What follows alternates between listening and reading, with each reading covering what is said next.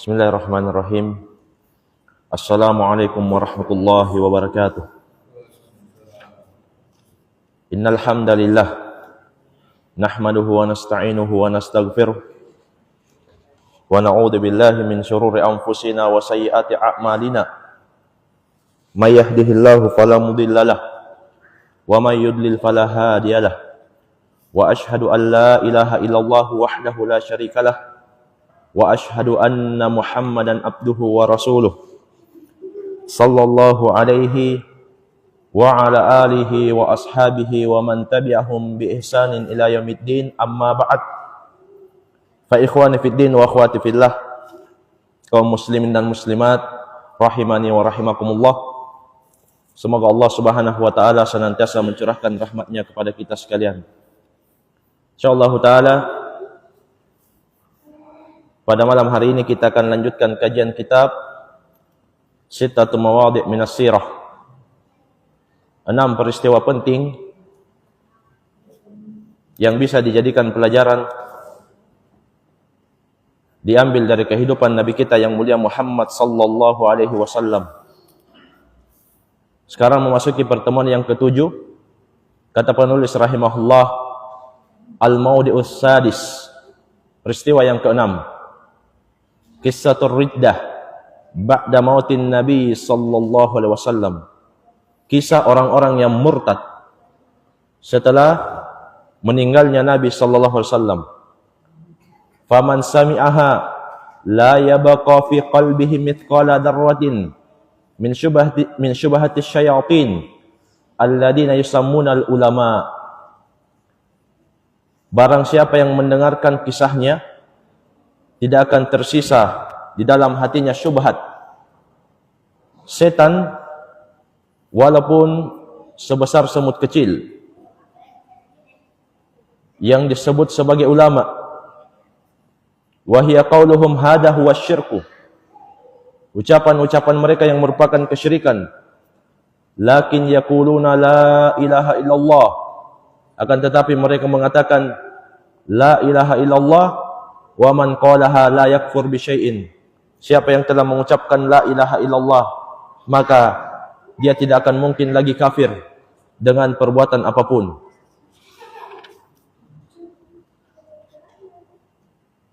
Kemudian kata beliau, wa a'dhamu min dzalika wa akbar, yang lebih dahsyat lagi, lebih besar lagi, tasrihuhum bi anna al-bawadi laysa ma'hum min al-islam sya'ratun. Mereka menegaskan bahwa orang-orang Arab Badui yang tidak beragama Islam sedikit pun, walakin yaquluna la ilaha illallah, yang penting mereka mengucapkan la ilaha illallah, wa hum bihadhihi lafdhah ahlu Islam. Dengan begitu lafaz ini sudah menyebabkan dia masuk Islam. Wa harramal Islam ma lahum wa damahum ma'a iqrarihim bi annahum tarakul Islam kullahu. Dan Islam mengharamkan harta dan darah mereka bersamaan dengan mereka telah mengakui sesungguhnya Arab Badui itu meninggalkan Islam secara total. Wa ma'a ilmihim bi inkarihim al-ba'tsa wastihza'uhum biman aqarra bihi. Demikian pula mereka mengetahui bahwa orang-orang Arab Badui tersebut mengingkari hari kebangkitan, bahkan mereka mengolok-olok, menghina orang yang beriman kepada hari kebangkitan. Ini sebagian ucapan penulis rahimahullah. Jadi di sana ada orang yang berkeyakinan yang penting sudah mengucapkan la ilaha illallah pasti Islam, tidak akan membuat batal la ilaha illallah perbuatan apapun. Jadi bagi mereka la ilaha illallah itu cukup diucapkan saja. Kalau sudah mengucapkan la ilaha illallah, walaupun mereka berbuat syirik, tetap dianggap sebagai Islam. Kenapa? Mereka punya syubhat.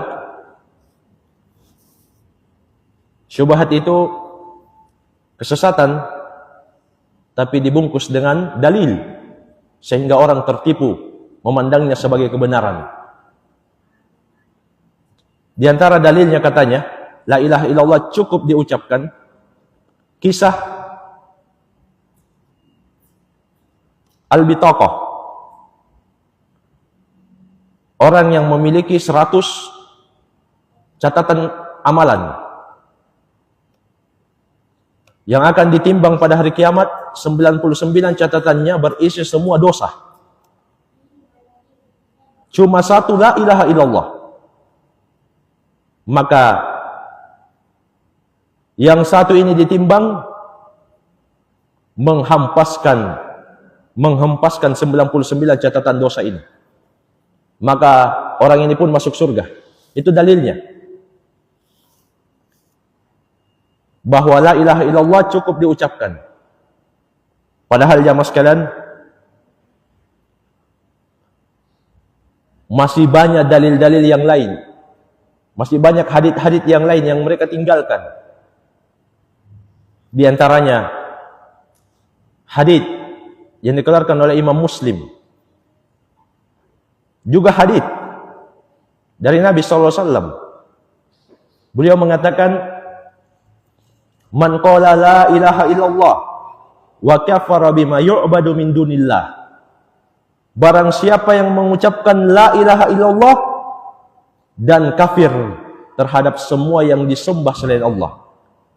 Artinya, tidak cukup dibaca la ilaha illallah. Harus kita ingkari semua yang disembah selain Allah.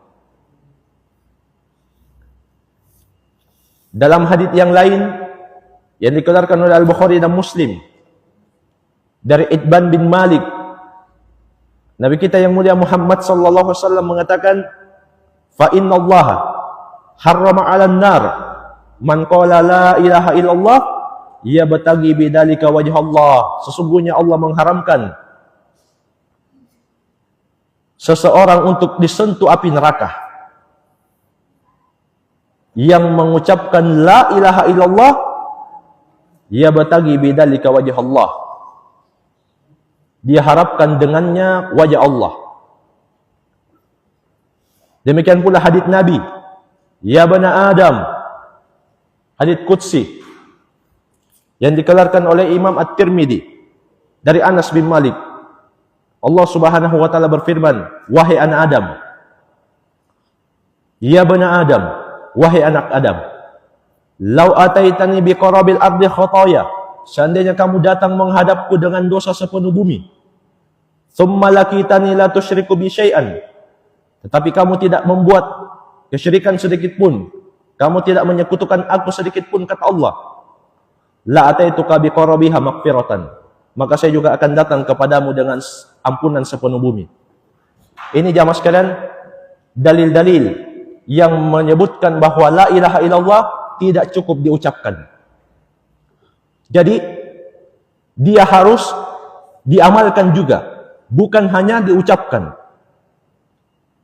La ilaha illallah tidak cukup diucapkan, harus juga diamalkan. Dari sini kita tahu bahwa orang yang membaca wirid la ilaha illallah walaupun berulang kali, walaupun bahkan ratusan kali, tapi kalau dia tidak mengamalkan konsekuensi la ilaha illallah, maka percuma. Kenapa jamaah sekalian? Sebab Allah Subhanahu wa taala mengatakan mencela orang-orang yang beriman kepada sebagian dalil, meninggalkan sebagian yang lain. Afatu'minuna bi ba'dil kitab wa takfuruna bi ba'din. Apakah kalian beriman kepada sebagian dalil dan meninggalkan sebagian dalil yang lain? Sedangkan orang yang mengucapkan cukup la ilaha illallah diucapkan, aman. Tidak perlu amalan. Walaupun kamu menyembelih untuk selain Allah, walaupun kamu memohon hajatmu kepada selain Allah, walaupun kamu bertawakal kepada selain Allah, walaupun bahkan tadi penulis katakan kamu ingkari hari kebangkitan, yang penting kamu ucapkan la ilaha illallah, kamu Islam kalau begitu. Maka orang yang seperti ini beriman kepada sebagian Alkitab, sebagian dalil, dan kafir kepada sebagian dalil. Persis jalannya orang-orang Yahudi. Yang benar apa? Semua dalil-dalil harus kita imani. La ilaha illallah tidak cukup diucapkan. Walaupun tiap hari dia ucapkan la ilaha illallah, dia zikir ratusan kali, tapi dia melakukan kesyirikan, membatalkan syahadat la ilaha illallah, maka batal. Contohnya apa? Contohnya orang yang ketika dia sakit, kemana dia pergi? Ada yang pergi ke paranormal, orang-orang pintar. Di situ dia meyakini, jadi orang yang pergi ke paranormal itu ada dua bentuknya. Yang pertama sekedar bertanya, yang kedua dia benarkan. Yang kufur itu kalau dia benarkan. Tapi kalau sekedar bertanya, maka sholatnya tidak akan diterima. Nah, biasanya jamaah sekalian, hati orang yang datang ke dukun ini bergantung kepada selain Allah. Karena dia sakit, dia butuh. Hatinya bertawakal kepada selain Allah. Belum lagi rasa takut. Kalau dia tidak mempersembahkan sesuatu, maka dia punya keyakinan keluarganya itu akan tertimpa sial. Muncul rasa takut. Kemudian dia pun lakukan sembelihan, sesajen. Nah, ini orang yang seperti ini, biar dia ucapkan la ilaha illallah tiap hari ratusan kali, tetap batal la ilaha illallah. Kenapa? Karena mereka melakukan kesyirikan kepada Allah yang membatalkan syahadat. Jadi la ilaha illallah itu harus dengan ucapan dan amalan. Apa makna la ilaha illallah? Jamaah sekalian, ketika Nabi Muhammad SAW mengatakan kepada musyrikin Mekah, "Qulu kalimatan tadinu lakum bihal Arab." Ucapkanlah satu kalimat. Semua orang Arab akan tunduk kepada kalian. Wa tuaddi lakum bihal ajam al-jizyah. Sedangkan orang-orang di luar Arab akan membayar upeti kepada kalian kalau kalian ucapkan kalimat ini. Maka orang musyrikin Mekah ketika itu bertanya, "Khud wa abika alfa kalimah." Jangankan satu kalimat, 1000 kalimat saja kami ucapkan. Apa itu? Perhatikan jawabannya. Jangankan satu kalimat, 1000 kalimat saja kami ucapkan. Apa itu? Kalau orang Arab dan orang luar Arab harus tunduk kepada kami. Maka kata Nabi SAW, "Qulu la ilaha illallah." Ucapkan la ilaha illallah. Langsung mereka berubah. Aj'alal alihata ilaha wahidah, inna hadha la syai'un ujab. Tadinya dia bilang, bahkan jangankan satu kalimat, 1000 kalimat saja kami akan terima. Ketika mendengarkan apa kalimat yang dimaksud, la ilaha illallah, langsung dia katakan, apakah dia ini ingin menjadikan Tuhan yang disembah itu menjadi Tuhan yang satu saja? Sesungguhnya ini perkara yang mengherankan. Jadi, la ilaha illallah itu dipahami oleh musyrikin Mekah, bahwa seseorang ketika mengucapkan la ilaha illallah, tidak boleh lagi ada ibadah yang diserahkan kepada selain Allah. Apakah doa, tawakal, cinta, harap, takut, semua tidak boleh diserahkan kecuali hanya kepada Allah yang satu saja. Bahkan di ayat yang lain, Allah Subhanahu wa taala mengatakan di surah As-Saffat, Innahum kanu idza qila lahum la ilaha illallah yastakbirun. Sesungguhnya jika dikatakan kepada mereka musyrikin Mekah ucapkan la ilaha illallah, mereka sombong, mereka takabur. Wa yaquluna a inna la tariku alihatina li syairin majnun. Mereka mengatakan, apakah kita harus meninggalkan Tuhan-Tuhan yang selama ini kita sembah hanya karena seorang penyair yang gila ini? Jadi inilah inti perselisihan antara Nabi Muhammad dengan Abu Jahal dan musyrikin Mekah. Ketika mereka tidak mau mengamalkan la ilaha illallah. Tiba-tiba hari ini ada sebagian orang yang mengatakan la ilaha illallah cukup sebagai wirid. Cukup diucapkan la ilaha illallah walaupun melakukan kesyirikan tidak batal. Walaupun ke dukun, walaupun menyembelih untuk selain Allah, walaupun memberikan sesajen, walaupun berdoa minta-minta di kuburan keramat, kalau dia sudah mengucapkan la ilaha illallah tetap Islam. Lebih parah daripada pemahaman musyrikin Mekah. Musyrikin Mekah memang dari awal dia menolak, tidak mau. Karena kalau dia ucapkan la ilaha illallah, berarti Lata, Uzza, Manah, Hubal harus ditinggalkan. Jadi tidak cukup jamaah sekalian. La ilaha illallah sekedar diucapkan. Siapa yang cuma mengucapkan la ilaha illallah tapi dia melakukan perbuatan syirik, batal la ilaha illallah.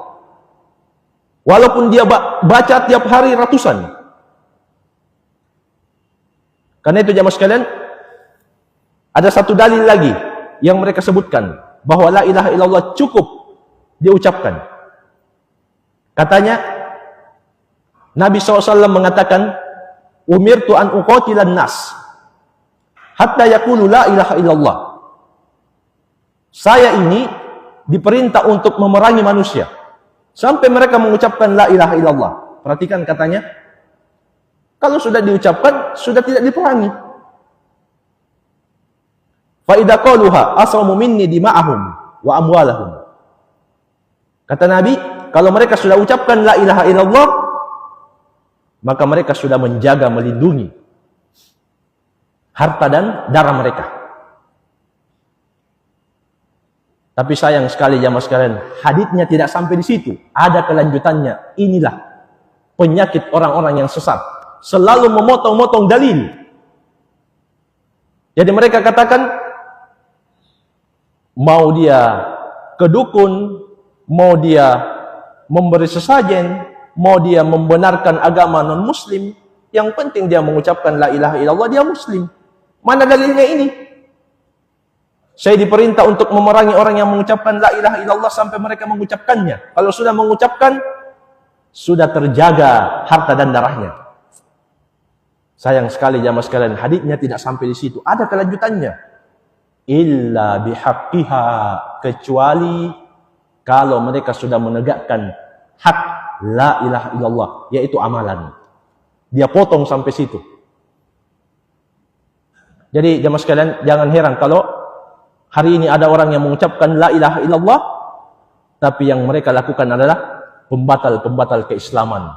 Sebab dari dulu sudah ada orang yang berpemikiran seperti ini. Dan ini metode orang-orang yang menyimpang. Suka mengambil dalil-dalil yang masih mengandung kemungkinan. Karena itu Allah Subhanahu wa taala mengingatkan dai-dai yang menyeru kepada kesesatan. Ada ustadz-ustadz, dai-dai yang suka memperbodoh umat, ada. Dikabarkan di dalam ayat, dikabarkan di dalam hadis. Di antaranya firman Allah Subhanahu wa taala, "Fa ammal ladzina fi qulubihim zaygun." Adapun orang yang terdapat di hati mereka berupa penyakit kesesatan. Fayattabi'una ma tasyabaha minhu. Mereka itu suka mengikuti ayat-ayat atau dalil-dalil yang mutasyabih. Yang mutasyabih itu pendengarnya, pengikutnya tidak paham. Maka dia pun bermain dengan retorika. Dia suka mengikuti dalil-dalil yang seperti itu, tidak jelas. Tidak jelas maksudnya bagaimana? Tidak jelas bagi sebagian orang. Tapi kalau di depannya para ulama jelas. Apa tujuannya jamaah sekalian? Ibtigha al-fitnah wa ibtigha at-ta'wil. Untuk mencari fitnah dan untuk mencari takwilnya. Fitnah maksudnya untuk menyesatkan orang. Takwil maksudnya untuk maksud pribadi. Jadi dia pakai ayat, dia pakai hadits untuk menyesatkan orang dan untuk mencari takwil sesuai dengan keinginan, keperluan pribadinya atau kelompoknya. Kemudian kata Allah, "Wa ma ya'lamu ta'wilahu illallah." Padahal tidak ada yang tahu hakikat atau penjelasan ayat itu kecuali Allah. Warrasikhuna fil ilmi yaquluna amanna bihi. Sedangkan orang-orang yang kuat di dalam ilmu, mereka mengucapkan kami beriman kepada semua ayat-ayat Allah. Maksudnya apa? Kalaupun ini tidak jelas, bukan ayatnya yang salah, tapi pasti pemahaman kita yang belum sampai ke situ. Tapi dia yakini bahwa semua yang datang dari Allah kebenaran. Kullum min indi rabbina, semua itu datang dari Rabb kita. Jadi Allah katakan di sini orang yang punya penyakit hati, penyakit kesesatan, selalu memakai dalil-dalil yang mutasyabih. Kebanyakan orang tidak paham. Untuk menyesatkan manusia dan untuk diarahkan kepada keperluan pribadi atau kelompok. Jadi sama itu tadi. Cukup diucapkan la ilaha illallah walaupun tidak diamalkan. Maka walaupun dia melakukan kesyirikan tetap dia Islam. Bahkan kata Syekh, walaupun dia mengingkari hari kebangkitan. Padahal jamaah sekalian, orang yang tidak percaya adanya hari kebangkitan. Hari kebangkitan itu mulai dari alam kubur sampai nanti menginjakkan kaki di surga atau neraka. Semua proses yang dimulai dari situ itu termasuk semua hari kebangkitan. Siapa yang mengingkarinya, maka dia bukan Islam, dia bukan Muslim. Allah Subhanahu wa taala mengatakan, za'amal ladina kafaru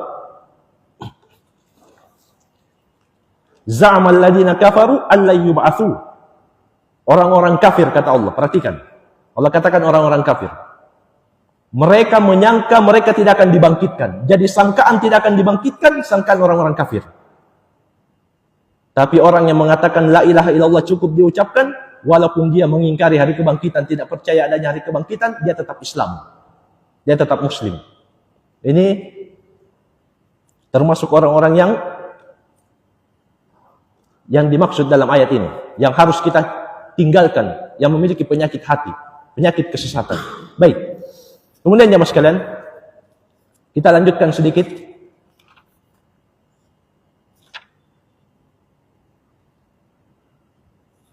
Ucapan penulis rahimahullah,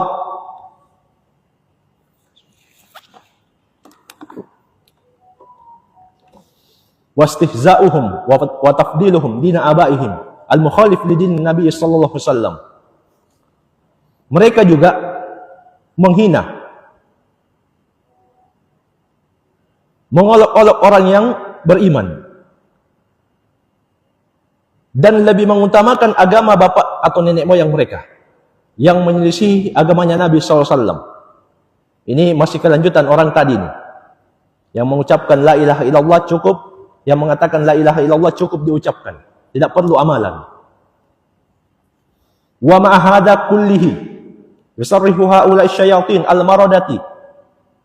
al-maradatul jahalatu annal badwa aslamu walau jara minhum dalika kulli atau kulluhu.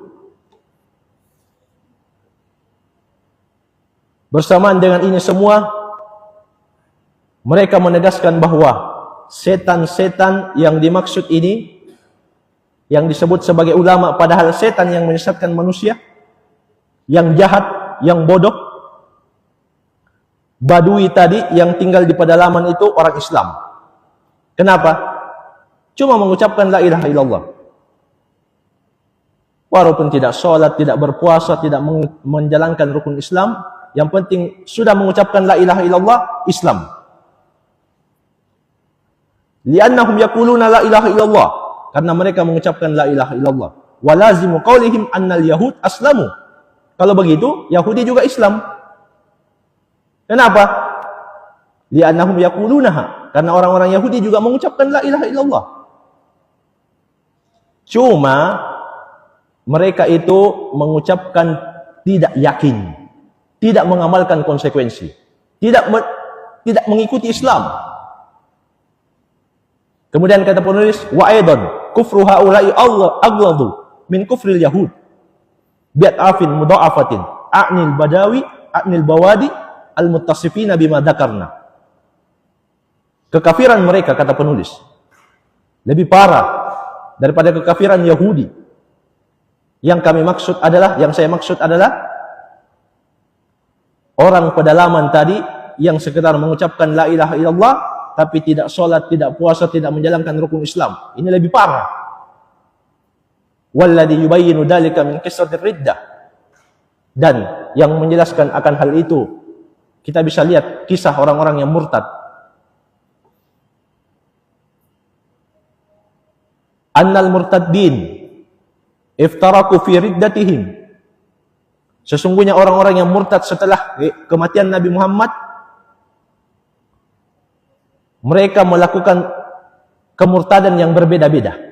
Faminhum man kadzaban nabi. Di antara mereka ada yang mendustakan Nabi Muhammad. Wa raja'u ila ibadatil authan, dan kembali kepada penyembahan kepada berhala. Wa qalu, mereka mengatakan, law kana nabiyyan ma mata. Seandainya Nabi Muhammad betul nabi, seandainya Nabi Muhammad itu nabi, dia tidak akan mati. Kalau begitu, kita murtad karena dia bukan nabi. Ada yang murtad gara-gara Nabi Muhammad wafat.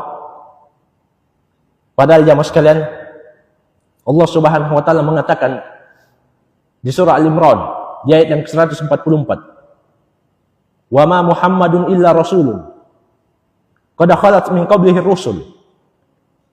Tidaklah Nabi Muhammad itu kecuali seorang rasul, dan sudah berlalu rasul-rasul sebelum beliau. Afa immata au qutila inqalabtum ala aqabikum.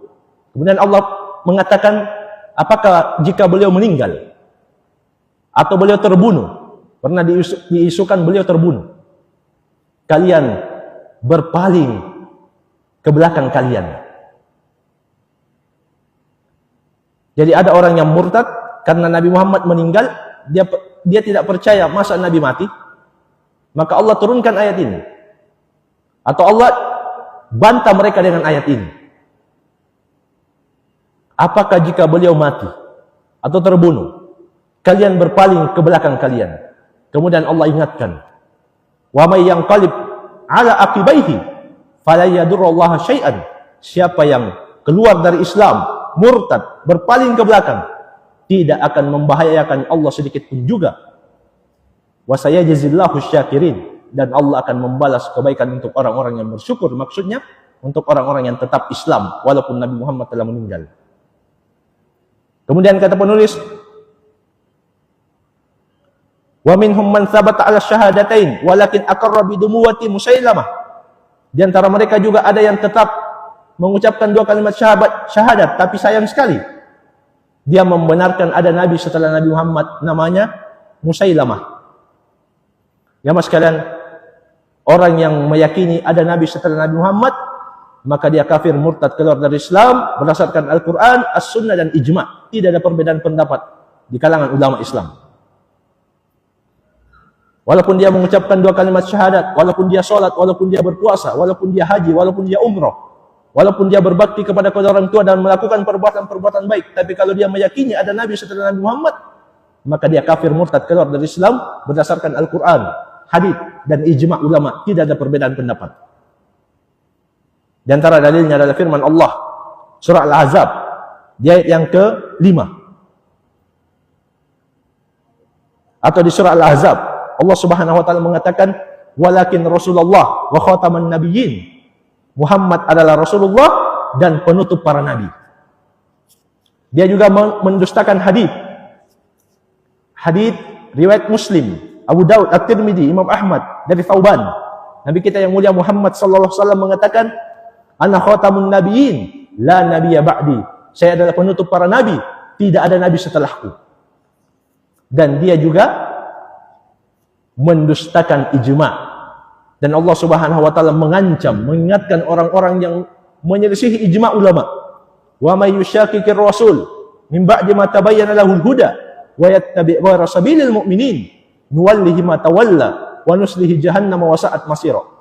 Barang siapa yang durhaka kepada Rasul setelah jelas kebenaran untuknya dan dia mengikuti jalan selain jalannya kaum mukminin, maksudnya kata Imam Al-Baydawi, dia menyelisihi ijma' ulama. Ulama sudah sepakat, dia selalu bikin pendapat baru. Ulama sudah sepakat, dia selalu bikin pendapat yang baru. Maka kata Allah, kami akan masukkan dia ke dalam neraka jahanam, atau kami akan biarkan dia larut di dalam kesesatannya, dan kami akan masukkan dia ke dalam neraka jahanam, dan itulah sejelek tempat kembali. Jadi jamaah sekalian, ini sedikit kisah di pembahasan yang keenam. Intinya, kesimpulannya, la ilaha illallah tidak cukup diucapkan, harus diamalkan. Siapa yang mengucapkan la ilaha illallah tapi melakukan pembatal la ilaha illallah yaitu syirik, maka dia bukan Islam. Kemudian juga orang yang meyakini ada nabi selain Nabi Muhammad, seperti meyakini ada nabi yang namanya Musailamah Al-Kadzab. Kalau di zaman kita ini yang meyakini Mirzah Ghulam Ahmad, maka walaupun dia mengucapkan syahadat, dia bukan Islam. Kenapa? Itu tadi, dia dustakan Al-Quran, hadits dan ijma'. Dan para ulama juga mengingatkan, tidak boleh kita solat di belakang orang-orang Ahmadiyah yang mengklaim ada nabi setelah Nabi Muhammad SAW. Solat di belakang mereka tidak sah, karena solat di belakang orang-orang kafir tidak sah, tidak akan Allah Subhanahu wa taala terima. Baik, jadi banyak lagi atau ada lagi lanjutannya, tapi mungkin ini saja yang bisa kita ambil. Sudah dekat waktu Isya. Barangkali yang perlu dipertanyakan, saya persilahkan. Wallahu a'lam.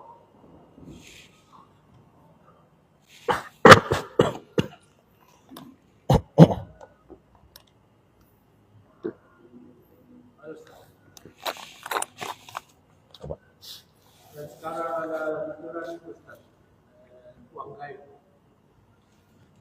Dan sebagai Ustaz yang apa gunanya itu ambil uang itu?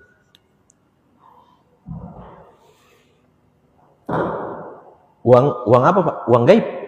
Uang gaib. Hah?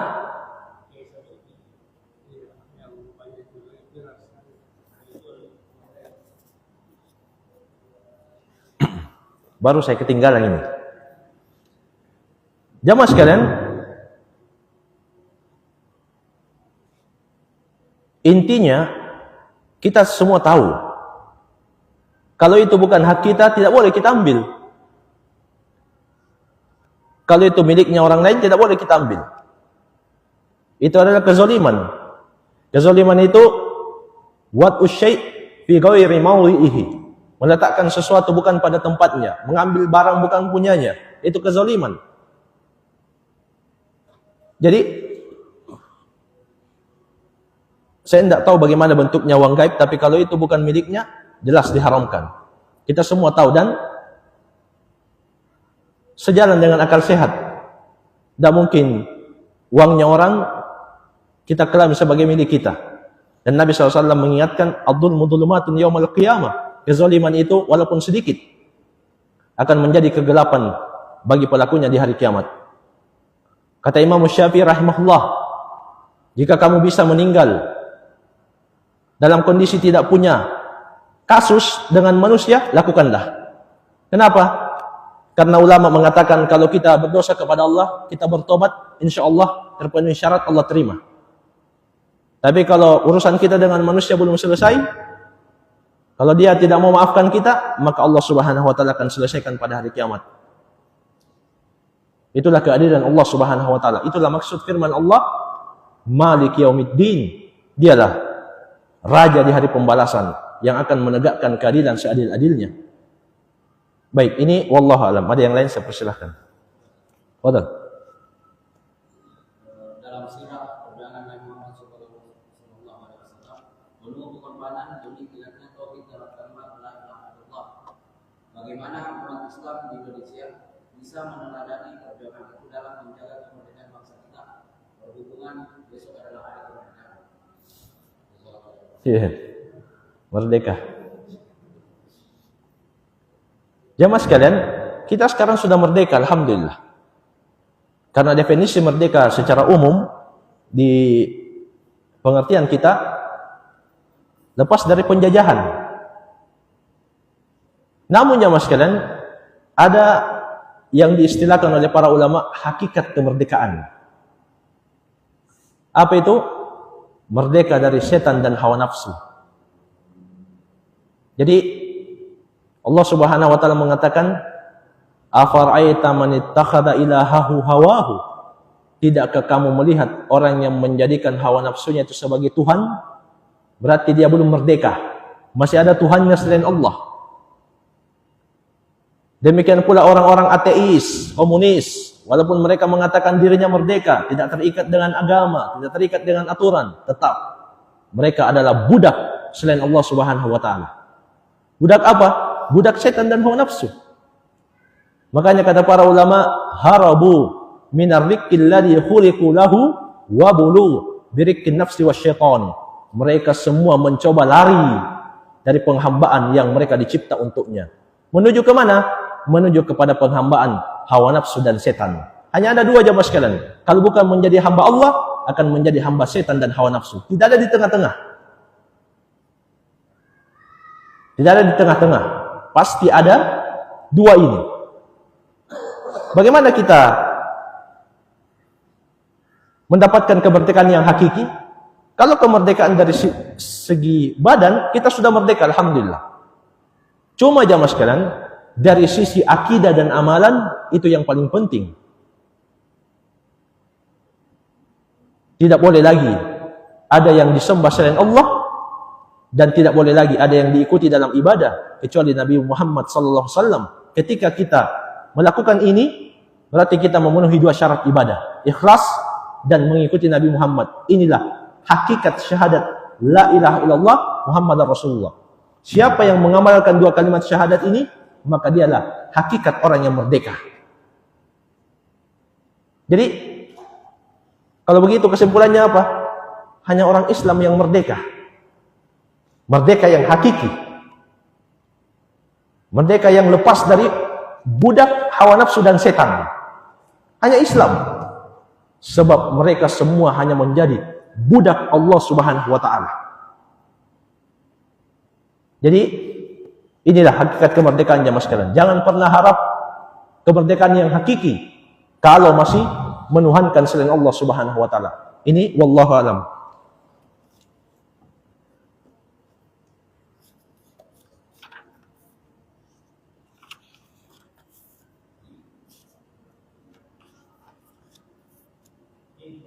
Iya, boleh.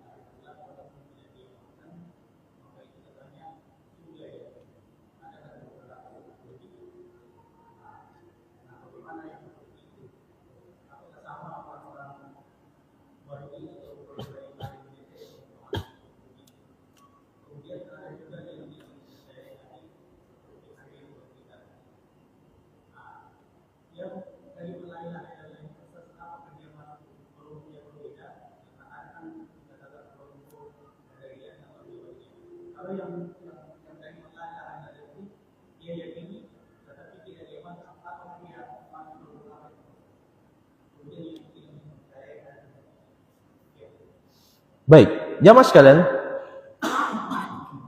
tidak mungkin sama orang yang mengucapkan la ilaha illallah sekedar di lisannya dengan orang yang mengamalkan la ilaha illallah. Tidak mungkin sama.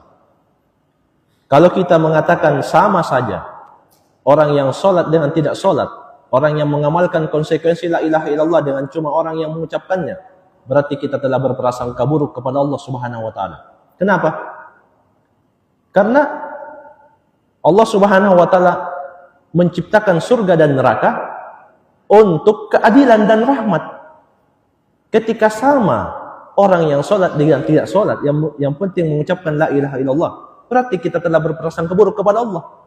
Berarti tidak ada gunanya Allah Subhanahu wa taala menurunkan Rasul, menurunkan kitab-kitab menjelaskan ini jalan ke surga, ini jalan ke neraka, ini jalan petunjuk, ini jalan sesat, ini jalan keselamatan, ini jalan kebinasaan. Berarti ini semua percuma.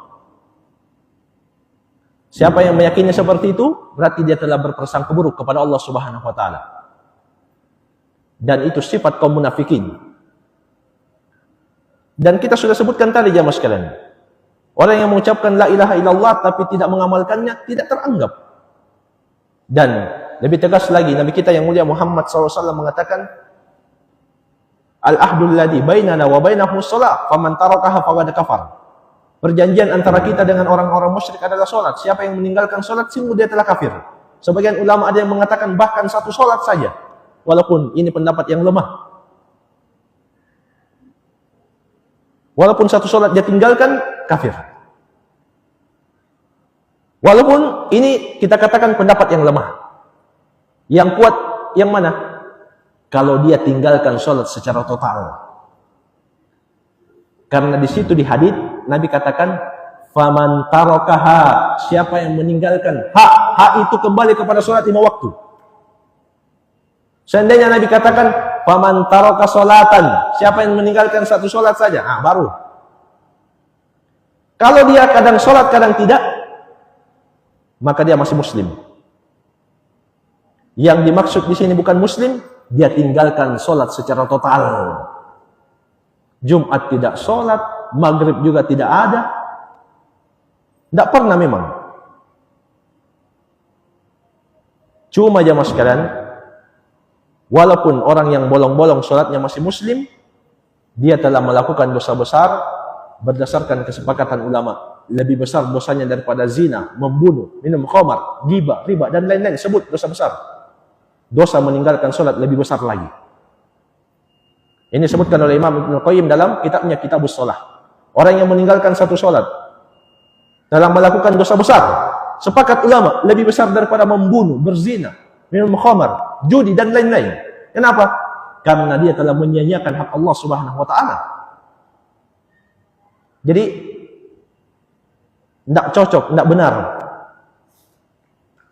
Kalau sekedar diucapkan la ilaha illallah walaupun dia tidak sholat, tidak puasa, tidak bersedekah, tidak berzakat, tidak beramal, kemudian dia selamat.